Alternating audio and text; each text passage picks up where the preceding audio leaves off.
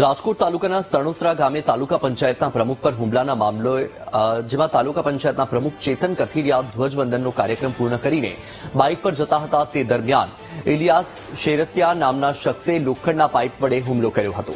ગામના લોકોએ એકત્ર થઈને ગંભીર ઈજા પહોંચતા તેમને ખાનગી હોસ્પિટલમાં દાખલ કર્યા હતા।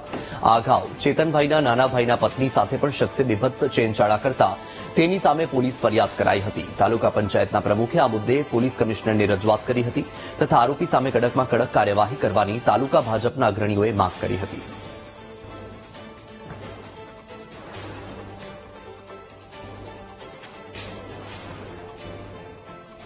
પૂર્ણ થયેલ કાર્યક્રમ મને મારા ઘરે મૂકવા માટે આવેલ કાર્યક્રમ પૂરો કરીને અમે ઘર તરફ જતા હોય બાઇકની પાછળ બેઠેલ તો એ ઈસમ બાઇક રોડ ઉપર રાખી અને મારી ઉપર લોખંડના પાઇપ વડે સીધો હુમલો કરવા આવેલ। જે અસામાજિક તત્વો હોય અને અમારા આખા ગામને બાનમાં લેતો અને વારંવાર આખો દિવસ ગામમાં દારૂ પીને સીન સપાટા કરવાના, બધાને હેરાન કરવાના અને બાઇક ઉપર ધોકા રાખી અને શરીર ઢાંકા ભેગા રાખવાના।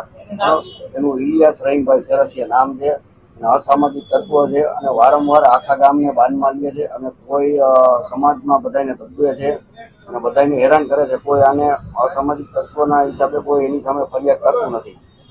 રાજકોટ તાલુકા પંચાયતના પ્રમુખ તરીકે મેં આ બીડું ઉપાડ્યું હતું અને જે ગામમાં બધાને હેરાન કરે છે એના માટે મેં આને 2-3 વાર મેં કીધેલું કે ભાઈ તું આ બધું રહેવા દે, પણ આ કોઈનું માનવા માટે તૈયાર નથી, એનો સમાજ પણ માનવા માટે તૈયાર નથી।